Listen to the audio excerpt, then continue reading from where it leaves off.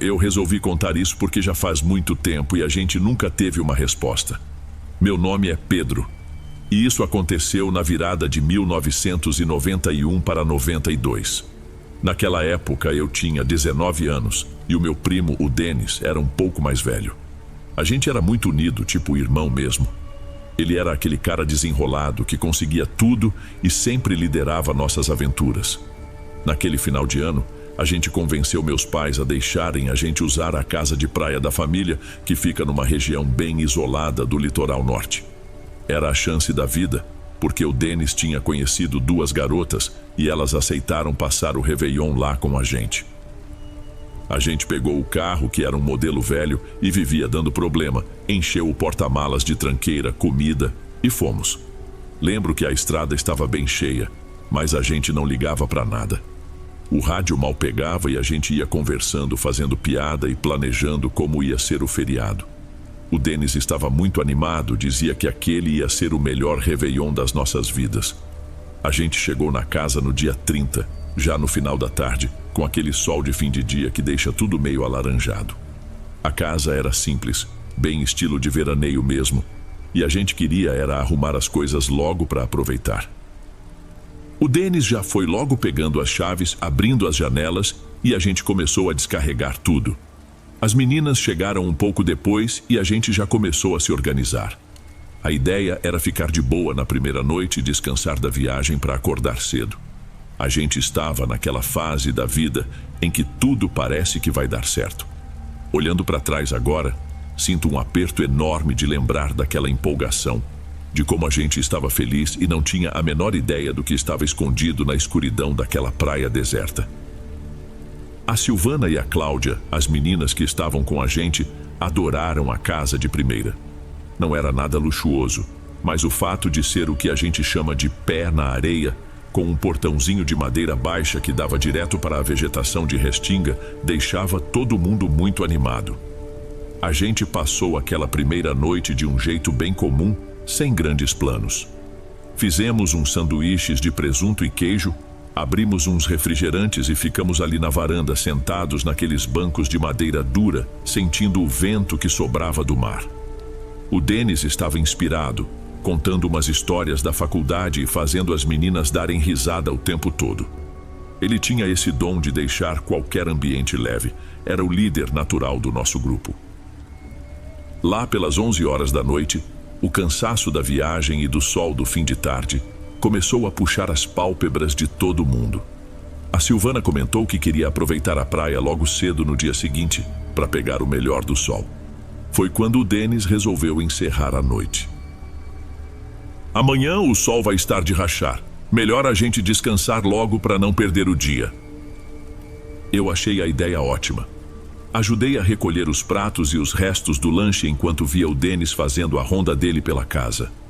Ele sempre foi muito cuidadoso e verificou cada tranca de janela e passou o ferrolho no portãozinho dos fundos, daqueles que por fora até dá para alcançar com a mão, mas a pessoa tem que ficar colada no portão e enxergar o encaixe. Ele não gostava de deixar nada aberto em lugar que ele não conhecia bem. A gente se dividiu nos quartos e eu apaguei assim que a minha cabeça encostou no travesseiro. Foi um sono profundo, sem interrupção nenhuma. O dia seguinte foi perfeito. Passamos o tempo todo na areia, bebendo umas cervejas que levamos no isopor e mergulhando. A gente estava vivendo aquele sonho de verão. Quando a noite caiu de novo no dia 31 de dezembro, por volta das 10, o Denis destravou o ferrolho do portãozinho e a gente resolveu caminhar pela beira da água, só para aproveitar o resto da energia do dia. Mal sabia eu que aquele seria o último momento de paz. A gente resolveu caminhar em direção ao norte, onde a praia ficava mais estreita e a areia era mais batida. A lua estava bem cheia, clareando bastante a espuma das ondas, então a gente não precisava de lanterna nem nada. Estávamos os 4 ali, eu com a Cláudia um pouco mais atrás e o Denis na frente com a Silvana. O papo estava bom, a gente falava sobre as coisas que ia fazer no próximo ano, sobre faculdade e trabalho, essas coisas de quem está começando a vida. De repente eu bati o olho numa coisa que não encaixava no cenário. Sabe como é, né, Dom? A gente tá num lugar deserto e espera ver só a areia e a água. Mas ali, a uns 15 metros mar adentro, tinha uma silhueta. Eu parei de andar na hora e a Cláudia acabou esbarrando em mim. O Denis e a Silvana andaram mais uns passos e pararam também quando viram que a gente tinha travado. Eu apontei com a mão e todo mundo ficou olhando. Era um vulto muito alto, parado com a água batendo na altura da cintura. O que chamou a atenção foi a roupa. O cara estava usando uma capa de chuva comprida, daquelas amarelas grossas de plástico, com o capuz cobrindo a cabeça. Não estava chovendo. O céu estava limpo, dava para ver as estrelas. Por que alguém estaria de capa de chuva dentro do mar às 10 da noite? Eu pensei que pudesse ser um pescador, mas o cara não tinha vara, não tinha rede, não tinha nada nas mãos. Ele estava apenas parado lá, de frente pra gente, encarando a areia. O Denis deu um passo para frente, forçando a vista, tentando entender o que era aquilo. O que aquele cara está fazendo ali? Eu perguntei. O Denis não respondeu de imediato. Ele ficou em silêncio, só observando. O vulto não se mexia, mesmo com as ondas batendo contra o corpo dele. Parecia um poste fincado no meio do oceano. Deve ser só algum maluco da região ou um pescador esperando o cardume passar. O Denis falou, mas eu percebi que ele não estava acreditando. Ele estava só tentando não deixar as meninas assustadas. A gente ficou parado por uns 2 minutos, esperando que o homem fizesse algum gesto, mas nada. O desconforto começou a subir, uma sensação de que a gente estava sendo vigiado de um jeito muito agressivo, mesmo com a distância. A Silvana agarrou o braço do Denis e pediu para a gente sair dali.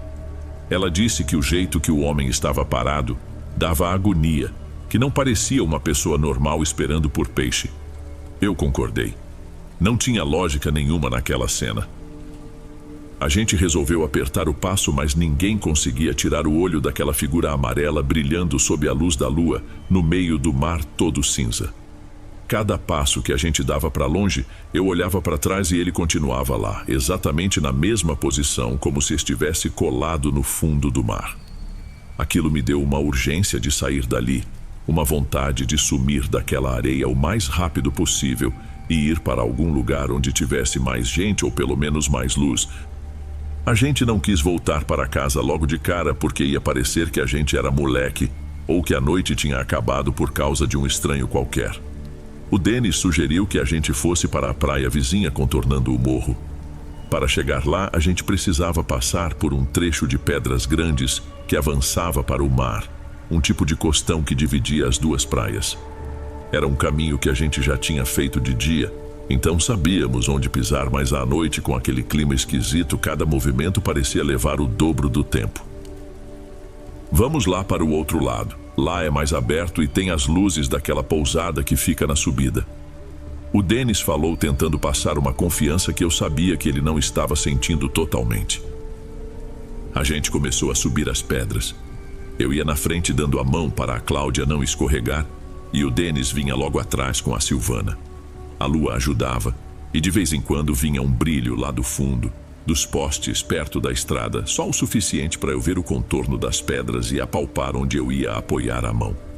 O esforço físico de subir e descer naquelas rochas úmidas ajudou a gente a desviar o pensamento daquele vulto na água.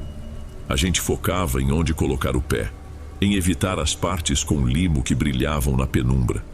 O Denis até soltou um comentário sobre o cara da capa de chuva ser algum maluco querendo aparecer, e a gente deu umas risadas rápidas. Era aquele tipo de riso nervoso que você solta só para não deixar o pavor paralisar as pernas de vez. Eu olhava para trás o tempo todo enquanto a gente fazia a travessia. O mar ali batia com força nas pedras e a água subia em respingos que molhavam nossas roupas, o que fazia a gente querer sair dali logo. A gente se agarrava nas fendas das pedras, um ajudando o outro a subir. Quando finalmente pisamos na areia da outra praia, eu senti um alívio enorme que fez meus ombros relaxarem. Essa parte da costa era mais larga e, como o Denis falou, dava para ver o brilho amarelado de uns postes lá no fundo, perto da estrada que levava para o centro daquela região. A gente caminhou mais uns bons metros para longe do costão e paramos perto de um tronco caído que estava na areia. A ideia era só sentar um pouco, recuperar o fôlego do esforço e ver se o grupo relaxava. A gente se acomodou ali, tentando retomar o assunto de antes, mas a conversa não engrenava mais. Eu realmente achei que a gente tinha deixado aquele problema para trás, que era só um episódio estranho para contar depois. Mas a gente mal tinha se ajeitado e o meu pescoço começou a formigar de novo. A gente ainda estava recuperando o fôlego, limpando a areia da calça, quando eu olhei para o mar por puro instinto. O meu corpo paralisou de um jeito que eu não conseguia nem fechar a boca. Ali, a uns 15 metros mar adentro na nossa frente, a figura de capa de chuva estava parada de novo. Era o mesmo vulto alto, com aquele plástico amarelo brilhando sob a lua, com a água batendo na cintura. Aquilo não fazia sentido nenhum. Para ele estar ali, ele teria que ter passado por nós ou contornado as pedras nadando. Só que a gente levou quase 20 minutos naquele costão, se batendo e se segurando, e eu não tirei o olho do mar nem da faixa de areia atrás da gente em nenhum momento. Eu não vi aquela capa sair da água, e também não vi ninguém cruzar a praia nesse tempo. E com uma capa de chuva pesada daquelas, nadar por fora das pedras parecia coisa de gente querendo se matar, porque as ondas ali jogavam água com força contra as rochas. "Denis, olha lá!" Eu disse, e a minha voz saiu tão baixa que eu nem sei como ele ouviu. Ele virou o rosto e eu vi o momento exato em que a postura dele mudou. O Denis não era de se assustar fácil, mas ele ficou mudo. A Silvana e a Cláudia olharam logo em seguida, e a Cláudia puxou o ar com força, cobrindo a boca com as mãos. O medo travou a gente como se fosse uma doença física. Não era mais só um desconforto, era a percepção de que tinha algo errado com a realidade. A gente tinha fugido dele, feito um caminho difícil, e a coisa simplesmente estava lá esperando por nós. "Como esse cara chegou aqui?" A Silvana perguntou, e ela já estava começando a chorar com a voz bem trêmula. "Não tem como, Denis. A gente acabou de chegar. Ele deve ter vindo correndo por trás pela vegetação." O Denis tentou explicar que talvez existisse algum atalho por dentro da restinga, algum caminho que a gente não conhecia, mas a desculpa dele soou fraca na hora. A mata ali, fora da trilha, era fechada, cheia de espinho, e eu não ouvi nada que parecesse alguém atravessando aquilo no escuro. A gente ficou ali, os 4 amontoados perto do tronco, olhando para aquele vulto imóvel. Ele não acenava, não pedia ajuda, não fazia nada. Só ficava lá, encarando a gente debaixo daquele capuz. O mar batia nele e ele nem balançava. Parecia pesado demais para a água mexer com ele. A praia ficou quieta demais. Eu sentia meu suor frio escorrendo pelas costas, mesmo com a brisa do mar. O Denis começou a ficar com o rosto vermelho, uma mistura de medo com aquela raiva de quem se sente acuado. Dava para ver que ele estava perdendo o controle da situação, e isso era o que mais me apavorava, porque ele era a nossa segurança. O Denis levantou do tronco de repente num movimento brusco. Dava para ver que ele tinha chegado no limite dele. Ele estava ofegante e a cara dele estava estranha, uma mistura de raiva com um desespero que ele tentava esconder. As meninas tentaram segurar o braço dele, a Silvana implorava para ele não ir, mas ele se soltou com força, quase empurrando ela. Ele começou a caminhar em direção ao mar, pisando com força na areia fofa, sem olhar para trás. Eu fiquei ali, parado, com as pernas tremendo, sem saber se ia atrás dele para ajudar ou se ficava com as garotas. O Denis entrou na água com tênis, calça e tudo. A água bateu no joelho, depois na coxa, e ele continuava avançando, gritando para o cara falar o que queria, xingando muito alto. A figura continuava lá, imóvel, a poucos metros dele agora. O Denis parou quando a água bateu na cintura, quase encostando no vulto. Houve um momento em que tudo pareceu parar. O vento sumiu e as ondas pareceram ficar mais baixas.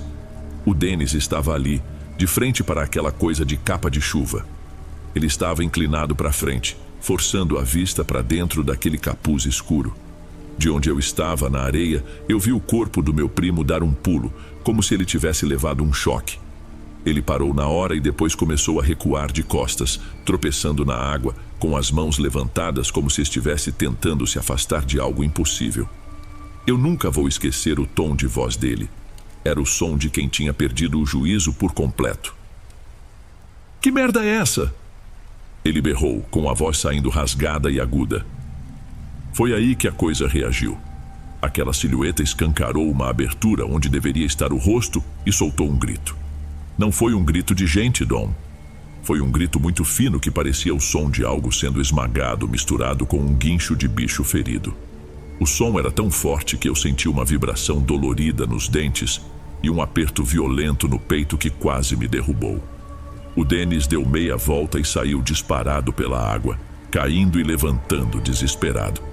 Ele chegou até a gente com o rosto completamente pálido e os olhos saltados, sem nem olhar pra gente. Corre, corre todo mundo! Ele gritou com o que restava de fôlego. A gente não esperou mais nada.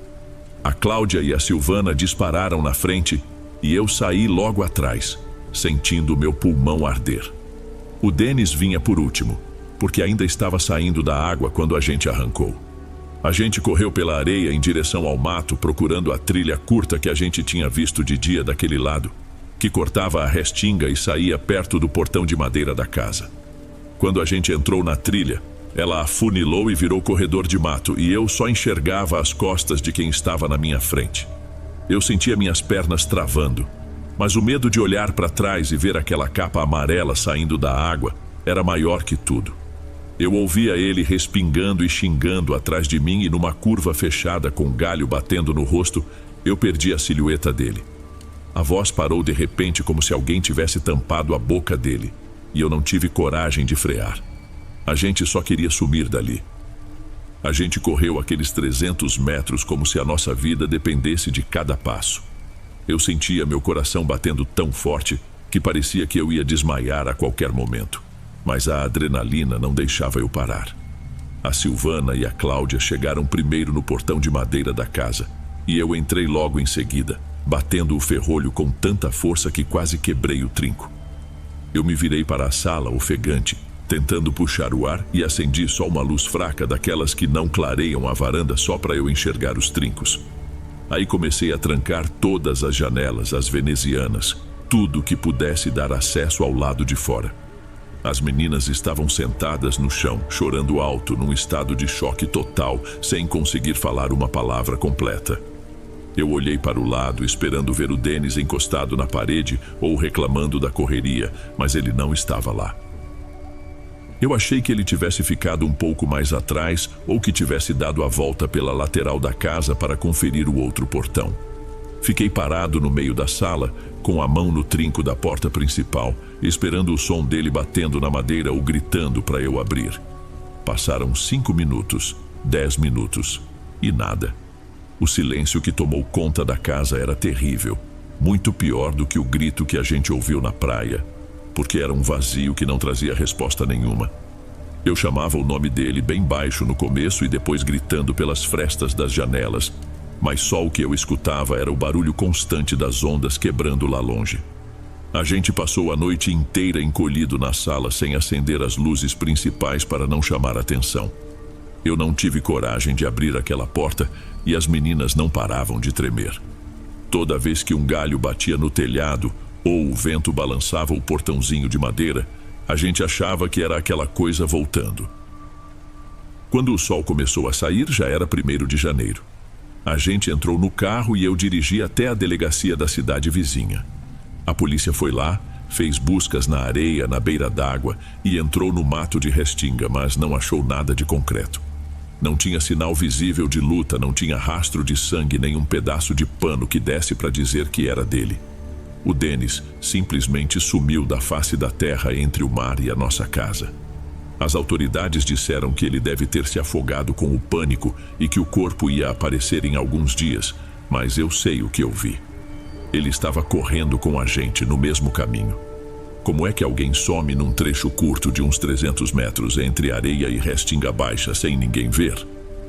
A família nunca se recuperou. Os pais dele morreram anos depois sem saber o que aconteceu com o único filho. Eu carrego esse fardo comigo todos os dias, pensando se eu deveria ter voltado para buscar ele ou se aquilo teria me levado também. Já se passaram décadas e eu nunca mais pisei naquela região. O paradeiro do meu primo continua sendo um mistério. Ninguém nunca soube de nada, e a única certeza que eu tenho é que aquela noite levou uma parte de mim e eu nunca mais fiquei bom da cabeça. Eu sinto uma saudade absurda dele, do meu melhor amigo, que sumiu no escuro por causa de algo que a gente não foi feito para entender.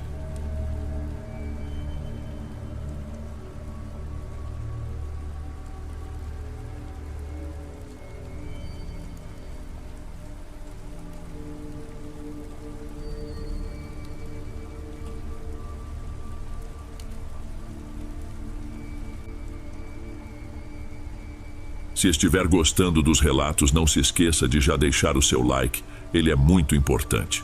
Bem, vamos continuar.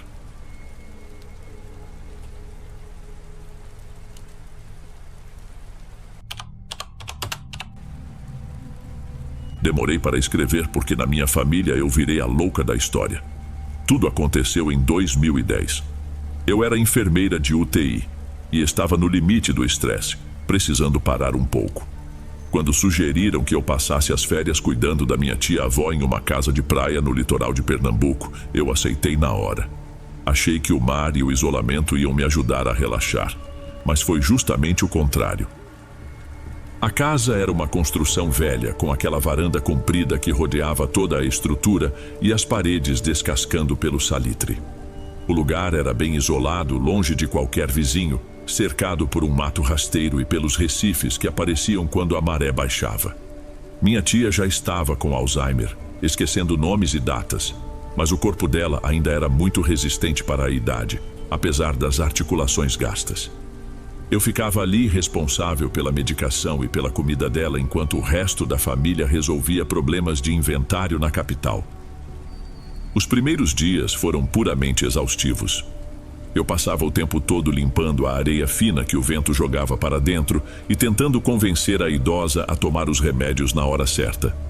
O mormaço daquela região era sufocante e eu me sentia em um confinamento solitário.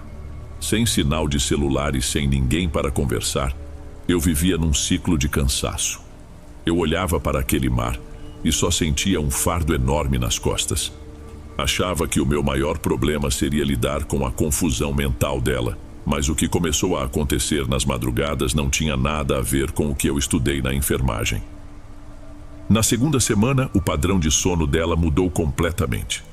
Eu costumava dormir em um quarto colado ao dela, e qualquer movimento na cama eu já ficava alerta, coisa de profissão mesmo.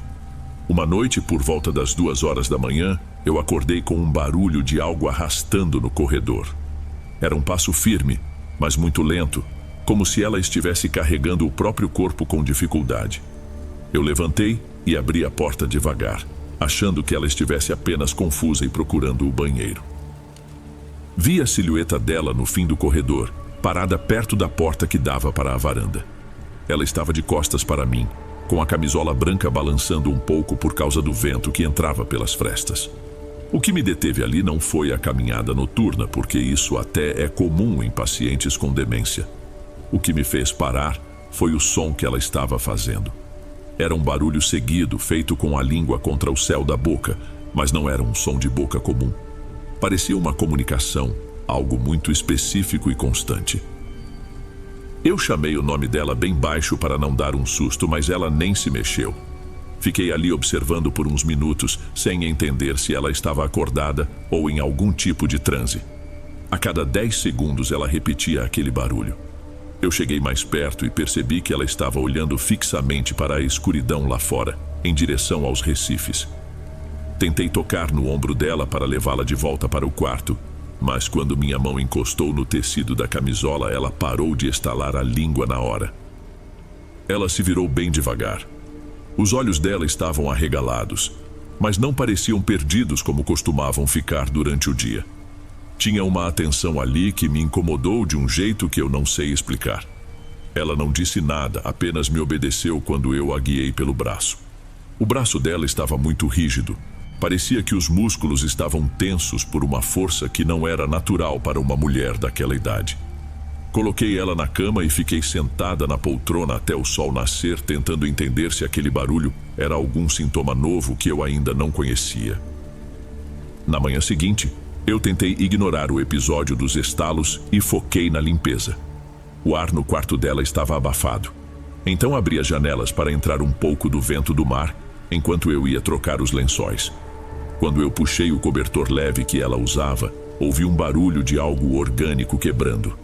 No começo, achei que fossem pedaços de bolacha que ela pudesse ter escondido, mas quando enfiei a mão embaixo do travesseiro para puxar a fronha, senti uma pontada aguda no meu dedo médio. Retirei a mão rápido e vi um corte fino no meu dedo, saindo um pouco de sangue. Quando levantei o travesseiro para ver o que tinha me machucado, minha barriga revirou na hora. Não eram bolachas. Debaixo da cabeça dela, espalhadas sobre o colchão, estavam dezenas de carapaças de siri e pedaços de pernas de caranguejo. Eram restos mortais, todos limpos, sem carne, apenas a estrutura rígida e quebradiça. Algumas peças eram tão pequenas que pareciam ter sido trituradas. Eu peguei uma sacola plástica e comecei a catar tudo aquilo, tentando manter a calma profissional. Minha primeira reação foi de nojo e logo depois, de uma confusão técnica. Como enfermeira, eu comecei a montar o cenário na minha cabeça. Para aquilo estar ali, ela teria que ter saído da casa, descido os degraus da varanda, ido até a areia ou até os recifes, coletado os bichos mortos e trazido tudo para dentro sem que eu percebesse. Mas a minha tia se cansava só de ir até a cozinha. As articulações dela eram desgastadas. Ela arrastava os pés. Não fazia sentido ela ter agilidade para caçar restos de crustáceos na maré e esconder tudo na cama. Lavei bem o meu dedo e passei antisséptico, mas a sensação de estranheza não passava. Durante o almoço, eu fiquei observando as mãos dela. As unhas estavam limpas, sem areia, sem restos de lodo. Eu perguntei se ela tinha ido lá fora, se tinha pegado alguma coisa na praia, mas ela apenas me olhou com aquele vazio típico da doença e pediu mais um pouco de suco. Naquela tarde, eu fiz uma varredura na casa inteira. Procurei por baldes, potes ou qualquer lugar onde ela pudesse estar guardando aquele material, mas não achei nada. No dia seguinte, a história se repetiu. Quando fui arrumar a cama, lá estavam mais cascas, dessa vez maiores. Algumas garras de caranguejo inteiras, posicionadas exatamente onde ela apoiava o pescoço. Era como se ela estivesse dormindo em cima de um ninho de restos marinhos. Na terceira noite que aquilo aconteceu, eu decidi que não ia dormir. Fiquei sentada na beira da minha cama, no escuro, ouvindo o barulho das ondas quebrarem lá fora. O som do mar naquela parte do litoral é diferente. É um estrondo que vem de longe e depois vira uma sequência de barulhos de água quando a água entra nas cavidades dos recifes de coral. É um barulho orgânico, vivo.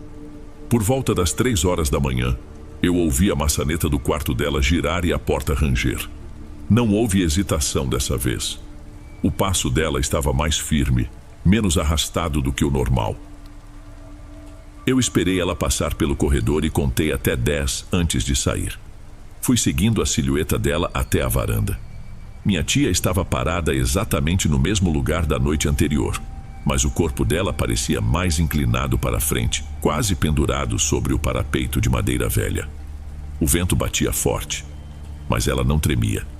Foi quando eu comecei a prestar atenção no ritmo daquelas batidas que ela fazia com a língua. Não era um barulho aleatório de quem está divagando. Lá embaixo, nos recifes que ficavam expostos pela maré baixa, o mar produzia um som seguido que não parava. Sabe quando a água recua e as bolhas de ar estouram entre as pedras e os corais? Era um som rítmico e constante. Minha tia esperava o som vir do mar e logo em seguida ela respondia com o mesmo som de língua, na mesma intensidade. Ela estava dialogando com o oceano. Eu fiquei paralisada na sombra do batente da porta, sentindo uma tensão física que fazia meus ombros doerem. Aquilo não era Alzheimer. Nenhuma demência no mundo faz uma pessoa de 80 anos coordenar sons complexos com o movimento das marés no meio da madrugada. A postura dela me incomodava muito. O pescoço estava esticado de um jeito nada natural. As costelas apareciam sob o tecido fino da camisola e as mãos dela apertavam a madeira da varanda com tanta força que eu via os nós dos dedos brancos. A gente que trabalha em hospital aprende a ler o corpo das pessoas e o corpo dela ali não estava descansando ou em confusão mental. Ela parecia um vigia, um animal esperando o momento de agir. Eu senti uma vontade absurda de gritar, de acender todas as luzes da casa e acabar com aquele teatro, mas o medo de qual seria a reação dela me impediu. Eu tive a sensação de que, se eu interrompesse aquele chamado, algo muito ruim ia acontecer comigo. Fiquei ali por quase 1 hora, escondida, vendo minha tia-avó conversar com as pedras e a água. Quando o sol começou a dar os primeiros sinais no horizonte, ela simplesmente parou, relaxou os ombros e voltou para o quarto sem dizer uma palavra. Pela manhã, peguei o carro e fui até o vilarejo mais próximo, que ficava a uns 15 quilômetros dali. Eu precisava de segurança ou teria um colapso nervoso antes mesmo das minhas férias acabarem. Comprei uma corrente grossa e um cadeado de latão grosso. No caminho de volta me senti péssima, como se fosse prender um bicho de estimação. Mas meu lado enfermeira dizia que era o certo a se fazer. Se ela caísse nos recifes no escuro, a culpa seria só minha. A gente que trabalha com saúde sabe que prevenir é sempre melhor do que remediar, mesmo que a medida pareça drástica. Esperei ela jantar e tomar o remédio da noite. Quando ela deitou, fechei a porta de madeira do quarto com um cuidado redobrado. Passei a corrente pela maçaneta e por um gancho de ferro que tinha na parede do corredor, que tinha lá faz tempo usado para armar rede. Ouvi o som do cadeado fechando e guardei a chave no bolso da minha calça. Achei que, finalmente, ia conseguir dormir sem medo de encontrar ela perambulando pela casa. Fiquei deitada ouvindo o barulho do vento nas palmeiras lá fora. Eu estava exausta, mas meu ouvido continuava atento a qualquer sinal. Por volta das 3 da manhã, ouvi o ranger das molas do colchão dela e o som dos pés tocando o piso de taco. Fiquei imóvel, prendendo a respiração e esperando o barulho da corrente batendo na porta ou o som dela tentando forçar a maçaneta. Mas não veio nada. Depois daqueles passos iniciais, veio um silêncio tão absoluto que parecia que a casa tinha esvaziado de repente. Aquele silêncio me deu um desespero que nunca senti em nenhum plantão crítico de UTI. Peguei a lanterna na mesa de cabeceira e corri para o corredor. A corrente estava lá, esticada e intocada. O cadeado continuava fechado. Minhas mãos tremiam tanto que eu quase derrubei a lanterna no chão. Enfiei a chave com dificuldade, virei a tranca e abri a porta de uma vez. O quarto estava vazio. O lençol estava todo revirado, com as cascas de siri e pedaços de caranguejo espalhados por cima do colchão. Mas minha tia não estava lá. Olhei embaixo da cama, abri as portas do guarda-roupa e afastei as cortinas. Nada. A janela de madeira continuava fechada por dentro, com o trinco de ferro abaixado. Não tinha como uma pessoa do tamanho dela ter saído por ali sem quebrar o vidro ou arrombar a madeira. Saí correndo, gritando o nome dela pela casa toda. Fui na cozinha, na área de serviço e até dentro da despensa. Tudo estava trancado por dentro. Eu estava sozinha naquela casa e a minha tia tinha simplesmente sumido de um quarto fechado com corrente. Pisei na varanda e o vento veio direto no meu rosto, gelado e cheio de água. A maré estava no ponto mais baixo e os recifes pareciam esqueletos pretos saindo da água escura. Fui caminhando devagar, seguindo o contorno da casa e tentando não fazer barulho, até chegar na parte que dava de frente para o mar.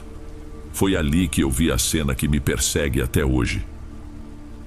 Minha tia não estava em pé e nem sentada em uma das cadeiras.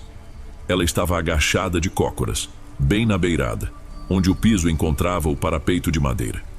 Quem trabalha em hospital sabe que um idoso com a saúde dela não consegue fazer aquele movimento. As juntas não permitem, o equilíbrio não existe, o corpo simplesmente não obedece. Mas ela estava ali, com os calcanhares colados no chão, os joelhos quase na altura das orelhas e as mãos apoiadas no piso, com os dedos curvados de um jeito estranho, como se estivessem cravados na cerâmica. Ela não fazia mais aqueles sons lentos.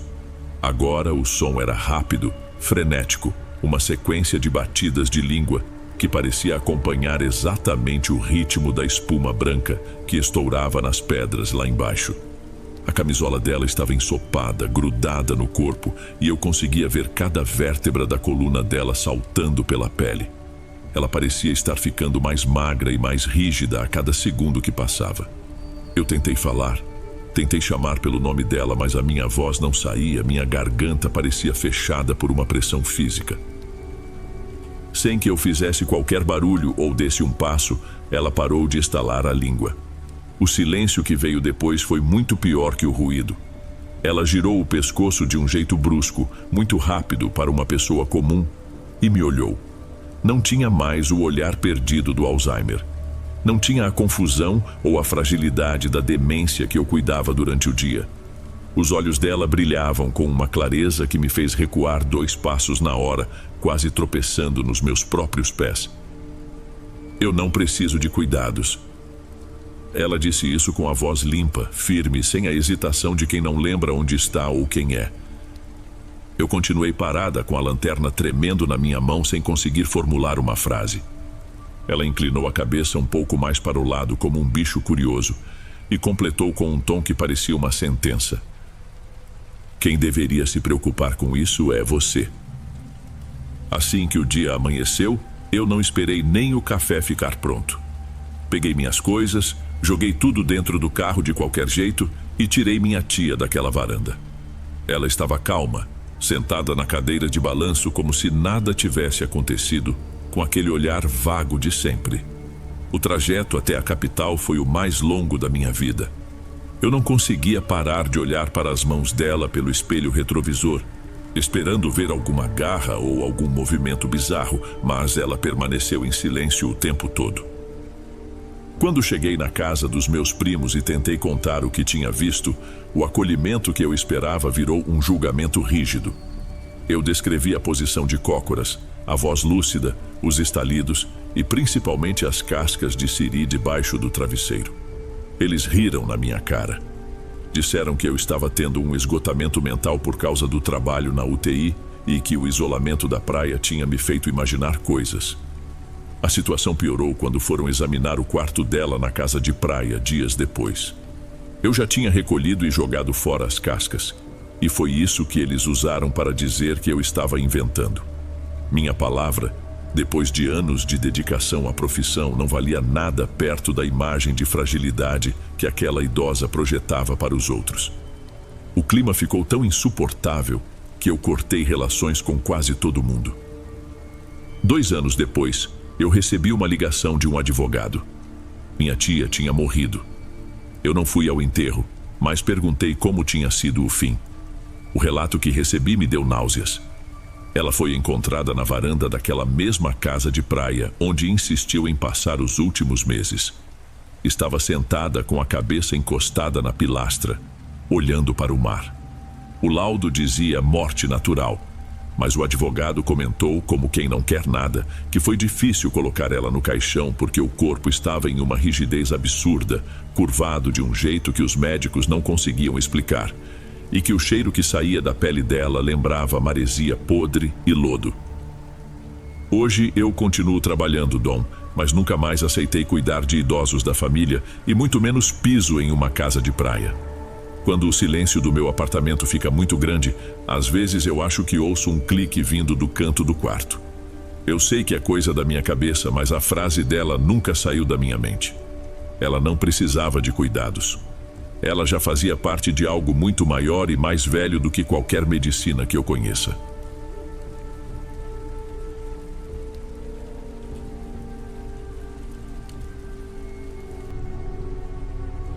Bem, amigos, esses foram os relatos de hoje. Espero de coração que tenham gostado e ficarei muito feliz em te ver nos próximos. Agora na tela, estou deixando outros 2 bons vídeos que certamente irão gostar.